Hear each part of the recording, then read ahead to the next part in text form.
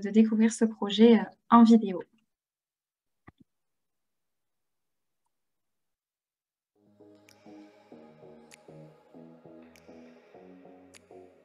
La température croît à un rythme sans précédent dans de nombreuses régions du globe, en particulier dans les régions alpines et polaires. Ces changements induisent une redistribution des espèces et des modifications des habitats naturels et semi-naturels, avec des répercussions sur les communautés et les services écosystémiques. Les caractéristiques de nombreux habitats sont modifiées par les activités anthropiques et les espèces exotiques envahissantes végétales et animales. En remodelant la distribution des espèces, la composition et les fonctionnalités des habitats, ces changements ont des effets sur la santé de la biodiversité et le fonctionnement des écosystèmes.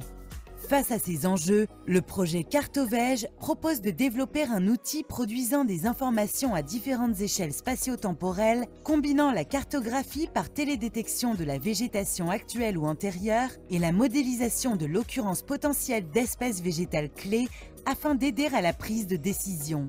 Le projet est actuellement déployé sur les archipels subantarctiques de Crozet et Kerguelen pour la conservation de la flore et la préservation des habitats de cette réserve naturelle classée au patrimoine mondial de l'UNESCO.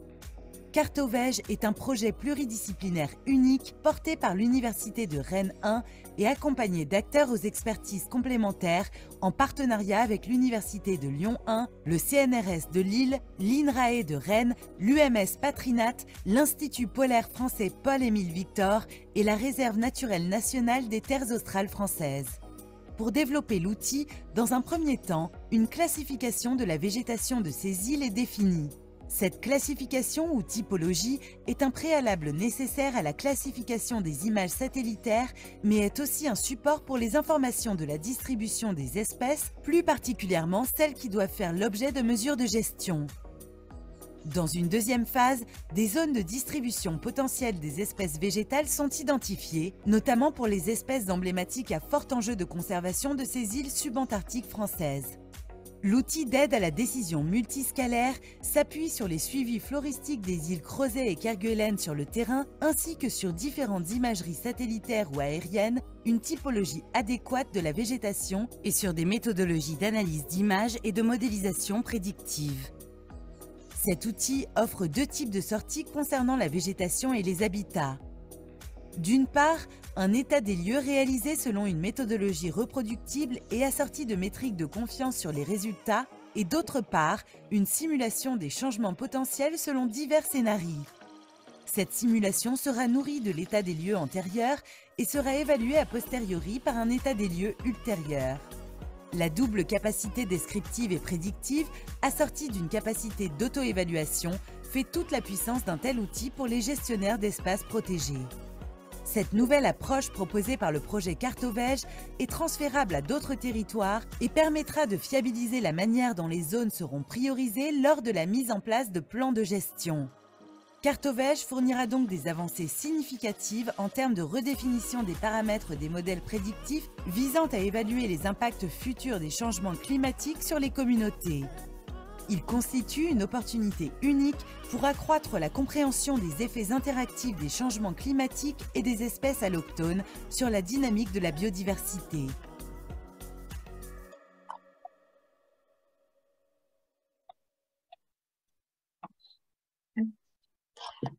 Diane, on vous laisse la parole pour nous en dire plus sur ce projet.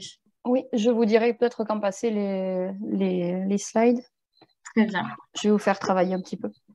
Donc, bonjour à tous. Donc, je suis Diane Espel. Je travaille au sein du projet Cartovège en tant que postdoctorante au laboratoire EcoBio à Rennes. Et donc, je vais vous présenter un petit peu ce projet. Donc, c'est un projet qui va s'échelonner sur 2 ans. Donc, il a commencé en 2021. Il a eu une participation à son financement par l'Office français de la biodiversité. Et il va regrouper tout un tas d'experts en télédétection, biologie végétale, écologie, pour le mettre en place. Et donc, vous en doutez, en fait, au gré de cette vidéo, c'est un projet qui a été initié dans le cadre de la stratégie de gestion des terres australes françaises, qui sont constitués de 3 gros archipels, dont les principaux sont l'archipel de Crozet et Kerguelen.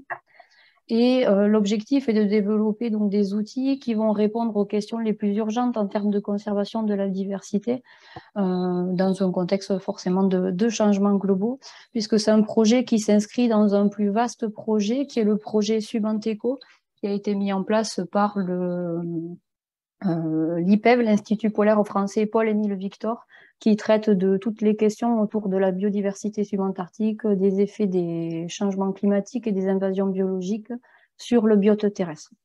Donc, slide suivante, s'il vous plaît. Donc, l'objectif, on peut déjà tout dérouler, ouais. Merci. Donc, c'est un projet dont son objectif principal, c'est de développer un nouvel outil de cartographie des formations végétales et donc des habitats, puisque à l'heure actuelle, en fait, on n'a qu'une seule cartographie des habitats sur les terres australes, c'est sur l'archipel de Crozet.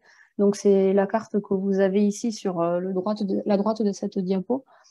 C'est une carte qui date de 2012 et qui a le mérite d'exister, mais qui ne permet de représenter que 4 catégories d'habitats, à savoir les habitats côtiers, les habitats humides, les fellfields, donc qui sont des milieux minéraux d'altitude, et, s'il n'est pas oublié, les habitats herbacés.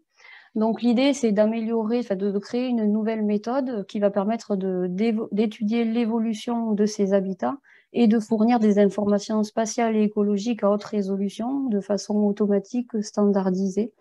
Et donc, ces informations vont pouvoir être insufflées à des modèles prédictifs de cette distribution des formations végétales en fonction de tout un tas de scénarios. On a d'ailleurs un collègue qui travaille dessus en parallèle dans l'équipe. Et ces informations cartographiques vont également être des informations cruciales pour tout ce qui est décideurs, gestionnaires des terres australes françaises, puisqu'ils vont pouvoir ainsi assurer leur diversité et essayer d'atténuer ces effets des changements climatiques. Donc, question suivante, diapo suivante, s'il vous plaît.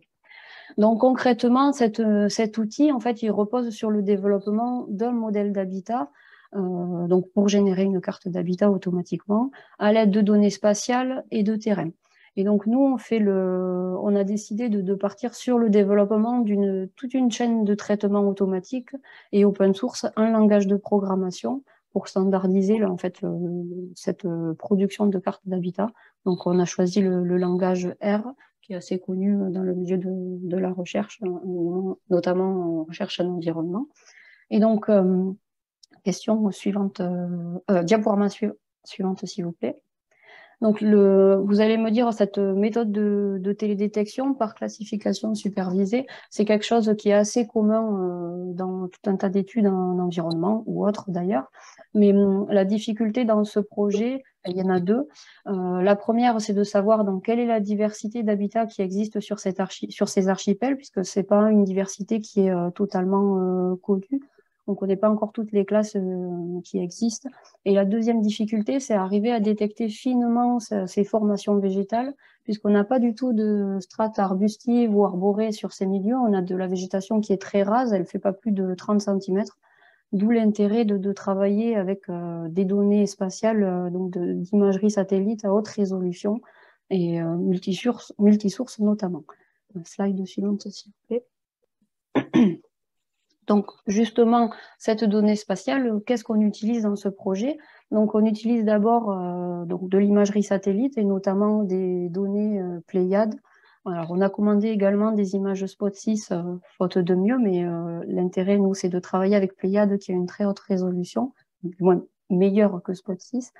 Donc, on travaille avec des données d'archives, on a fait des programmations durant l'été austral qui correspond au pic de biomasse des espèces. Donc, on a demandé des images en monostéréo, tristéréo, des images multispectrales et pan-sharpened et avec une optorectification. Et en parallèle, on a acquis également des rasters de topographie avec notamment des satellites fournis par la NASA, le Shuttle Radar Topography Mission qui a une résolution de 30 mètres. Et en parallèle de ça, cette année, on va avoir la chance de pouvoir réaliser des orthophotographies aériennes à l'aide de notre drone qui va évoluer lors de notre prochaine mission, là, en novembre-décembre 2022. Donc, c'est un drone classique de la marque DJI qui aura un capteur qui prend des prises de vue dans le spectre du visible, donc des photos RGB. Donc, slide suivante, s'il vous plaît. Donc, pourquoi on a besoin de ces images? Tout simplement, tout ce qui est données, topographie, images Pléiades, Tristéro, c'est pour générer des modèles numériques de terrain, dérivés des rasters de pente, qui vont être très utiles pour compléter tout ce qui est bande spectrale, d'autres variables dérivées, pour constituer des variables explicatives pour notre modèle d'habitat, et donc à terme produire ces fameuses cartes de distribution des habitats. Slide suivante, s'il vous plaît. Donc, où est-ce qu'on en est aujourd'hui dans le projet? Donc, le nerf de la guerre dans ce projet, c'est de définir une nomenclature de ces habitats pour les données d'entraînement pour notre modèle. Donc, on a réalisé un gros travail ces derniers mois sur la définition d'une typologie de ces habitats, et donc pour arriver à obtenir des données et une nomenclature pour la classification supervisée. Alors, slide suivante, s'il vous plaît. On peut la faire défiler parce que c'est des zooms, mais c'est pour vous montrer cette typologie, elle ressemble à quoi? En fait, c'est toute une arborescence de classes d'habitat. Aujourd'hui, on est arrivé à 4 niveaux de nomenclature, avec au total une 60aine de classes d'habitat. Alors, elles ne seront pas toutes détectables par télédétection, puisqu'on a des milieux aquatiques, on a des habitats de falaises, mais on espère arriver à avoir quand même une cartographie assez fine à terme. Donc, slide suivante. Merci. Donc, pour la définir, cette typologie, on s'est appuyé sur 2 types de données. La première, c'est on a exploité toute une base de données, Habitat Flore Invertébrés, qui est la base de données HFI, qui a été mise en place au cours de différents programmes avec l'IPEV, la réserve naturelle, les laboratoires, et qui permet, grâce à notamment 3 protocoles, Atlas, Inventaire et Observatoire, d'utiliser différentes données liées à la phytosociologie, aux observations de la faune et aux conditions environnementales dans lesquelles les échantillons sont prélevés. Slide suivante, s'il vous plaît. Le deuxième type de données d'entraînement, c'est tout nouveau. C'est un protocole qui a vu le jour en 2022 et qui est actuellement réalisé par nos services civiques dans les terres australes et auquel je participerai lors de ma future mission. C'est un protocole qui est un peu plus allégé, qui permet de réaliser des relevés phytosociologiques et en complément de réaliser des prises de vue aériennes, et qui permet à terme de réaliser des polygones de répartition de ces habitats. Des polygones comme vous pouvez le voir. Alors, on peut faire défiler l'animation, s'il vous plaît. Donc, on arrive à avoir des polygones quand même assez fins et qui nous permettent de générer encore plus de données. Pour vous donner un ordre d'idée, on a à peu près 4000 points maintenant d'entraînement pour nos modèles. Donc, diaporama suivante, s'il vous plaît. Donc, grâce à tous ces points, la base de données HFI, à ce nouveau protocole, à la littérature, donc on s'appuie sur de la littérature ancienne, sur des documents qui datent de 1980, qui explique la diversité des habitats sur d'autres îles subantarctiques, mais cette fois-ci sud-africaines. Donc, en fait, c'est un travail de littérature et d'analyse qui a permis de définir des critères et des seuils de classification pour définir cette nouvelle typologie. Donc, diapo suivante, s'il vous plaît. Le deuxième axe de ce travail, c'est l'objectif principal, c'est le développement de tout ce pipeline de télédétection, cette chaîne de traitement, alors qui est aujourd'hui réalisé, je vais vous le montrer juste après, mais qui mérite déjà d'être approuvé. On va l'alimenter avec d'autres données suite à notre future campagne, et on va pouvoir l'optimiser si on voit qu'il y a quelque chose encore à améliorer. Donc, diaporama suivante, s'il vous plaît. Donc, juste pour préciser, définir un modèle d'habitat dans les terres australes, c'est pas si simple que ça. Il y a tout un tas de questions à se poser, dont notamment quel niveau dans la typologie on va réussir à détecter, combien de classes, quel est le meilleur algorithme qui va pouvoir être le plus à même de détecter finement ces classes. Alors, on en teste 5, nous, dans ce projet. Il y a également la question de quelles variables explicatives vont être les plus à même de prédire ces classes d'habitat. Donc, nous, on a fait le choix d'utiliser 4 bandes spectrales, 8 indices de végétation, humidité, luminosité, et d'intégrer des données liées à la topographie. Mais toutes ne seront pas utilisées, on va le voir juste après. Il y a tout un travail de sélection de ces meilleures variables à réaliser. Diaporama suivante, s'il vous plaît. Donc, à ce jour, on a les résultats pour obtenir les cartes sont en cours. C'est un travail qui nécessite quand même pas mal de calculs, mais tout le pipeline est développé aujourd'hui. Donc, entre guillemets, il n'y a plus qu'à appuyer sur un bouton. Donc, je voulais vous le présenter aujourd'hui.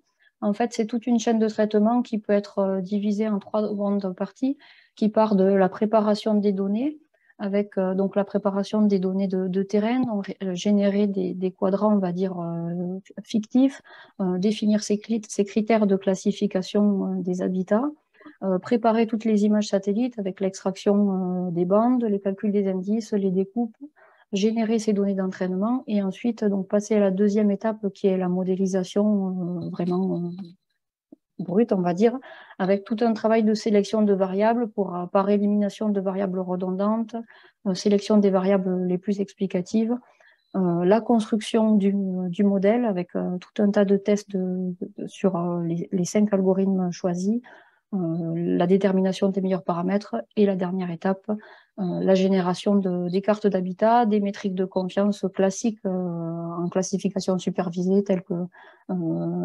l'accuracy, le kappa. Il y a un test de sensibilité de la méthode également.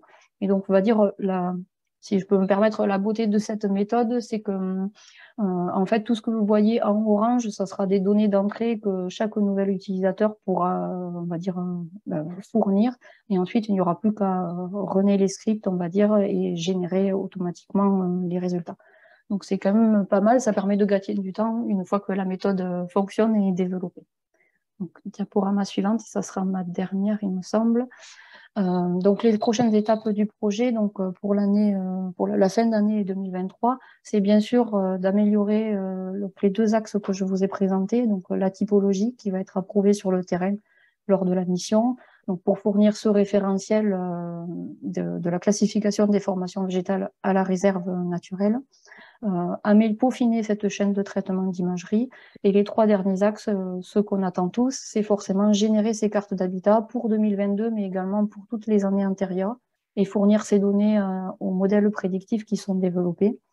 Et bien sûr, la plus importante, c'est mettre à disposition ces outils et ces connaissances pour la réserve et bien sûr pour toute la communauté des chercheurs qui pourraient en avoir besoin, avec l'intégration de la nouvelle typologie dans la base de données à bref, la mise à disposition de tout le pipeline de télédétection sur des plateformes comme GitHub et bien sûr des publications scientifiques. Voilà, j'en ai terminé avec ma présentation.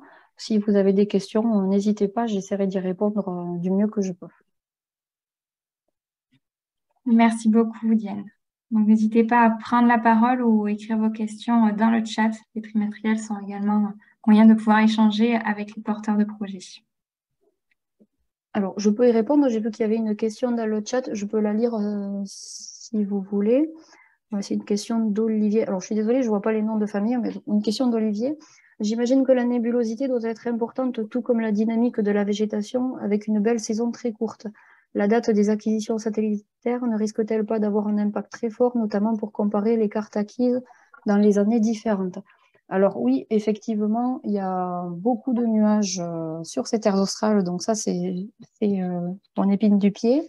Donc cette année, on a eu la chance d'avoir une image satellite Pléiade donc, pour février 2022 avec très peu de nuages, mais il y en a quand même. Donc pour l'instant, ce que je fais, c'est que je n'ai pas de solution pour ça, donc je crée des classes, on va dire, nuages, où la deuxième solution, c'est effectivement découper ces images-là. Après, il y a, pour travailler sur les données antérieures, une approche qui peut être, je pense, pas trop mal, c'est de travailler avec donc, différents rasters, différentes dates, et de travailler peut-être avec des médianes de toutes ces rasters ou des moyennes à voir en fonction de la variabilité. Je ne sais pas du tout si ça répond entièrement à la question. N'hésitez pas à me le dire. Nous avons d'autres oui. questions qui arrivent aussi pour vous. Est-ce que l'outil sera utilisable et utilisé seulement par les chercheurs ou également par les gestionnaires de sites naturels? Alors, normalement, ça serait utilisable pour tout le monde. Après, j'imagine que pour les gestionnaires, donc notamment la réserve naturelle, donc on travaille étroitement avec eux. Je pars d'ailleurs avec eux sur le terrain. Ils seront aussi formés un petit peu sur ces outils et l'utilisation de ces outils. Donc oui, à terme, ça serait bien que ces gestionnaires sachent utiliser on va dire, tout ce pipeline. Et l'intérêt, c'est d'avoir de l'open source pour qu'ils puissent effectivement l'utiliser facilement, on va dire. Merci. Une autre question également. Donc, en général, les typologies des habitats type MNHN intègrent la connaissance expert non accessible par télédétection. Comment gérez-vous cette problématique? C'est-à-dire non accessible par télédétection. Si Marc, vous pouvez préciser votre question. Oui, du coup, je le fais oralement. Oui.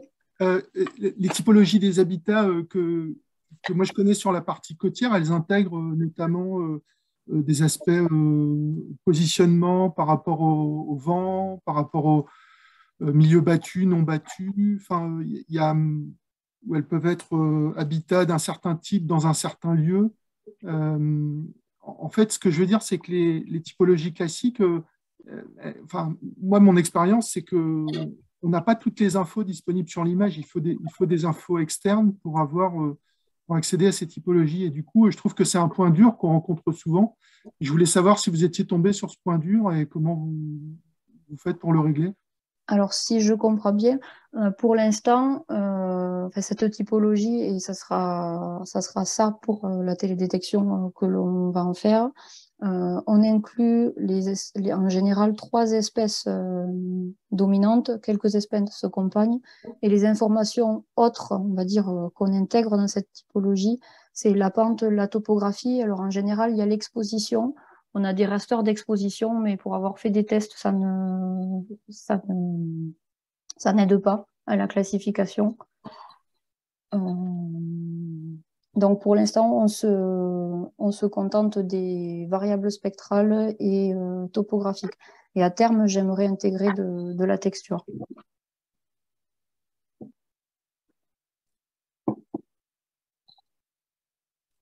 Je ne sais pas si j'ai répondu à la question. Ok, merci. En effet, mais du coup, ça nécessite de définir une nouvelle typologie adaptée télédétection et de ne pas rester sur les typologies des habitats type Bien expert sûr. classique, quoi. Quand je parle de la... Alors, il y aurait effectivement, ça c'est le détail, mais il y aurait effectivement une typologie plus pour les gestionnaires avec tout le descriptif des espèces, etc. Et pour la télédétection, il y a des classes qui vont être regroupées et ce sera une typologie, on va dire, dérivée, mais légèrement modifiée pour l'application en carton, on va dire. Ouais, ok, très bien. Merci. Brad, vous aviez une question? J'ai vu une main levée. Oui, merci. Donc, bonjour à tout le monde. Donc, j'ai une question un peu intéressée parce que j'ai le même problème, enfin, difficulté dans mon projet, mais en prenant des variables explicatives, on va dire spectrales, Oui. issues de la télédétection et puis aussi des variables topographiques. J'aimerais savoir comment vous prévoyez d'avancer sur le volet prédiction qui nécessite bien sûr enfin, comment dire, certes, on peut accueillir des images dans les années à venir, mais si on veut prédire un horizon 2030, 2050, il va falloir avoir des variables explicatives en adéquation avec ces années futures. Donc, je voulais savoir si vous aviez des Oui. idées sur cette question-là. Alors, je peux vous répondre. Justement, j'ai un collègue au laboratoire qui travaille sur ces aspects-là. Donc, il va effectivement récupérer tous les rasters que vous venez d'évoquer. Mais il est en train de travailler sur la modélisation de l'humidité du sol, puisqu'on a des capteurs de température et d'humidité qui sont installés depuis cette année, il me semble, sur tous les archipels. Alors, c'est quelques points, c'est difficile de mettre en place et effectivement, ça commence.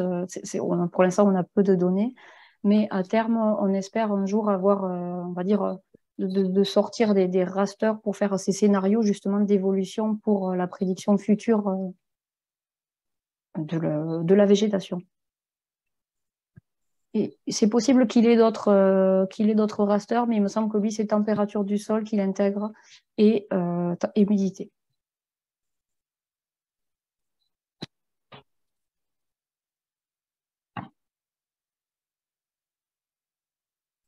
Je ne sais pas s'il y a d'autres questions.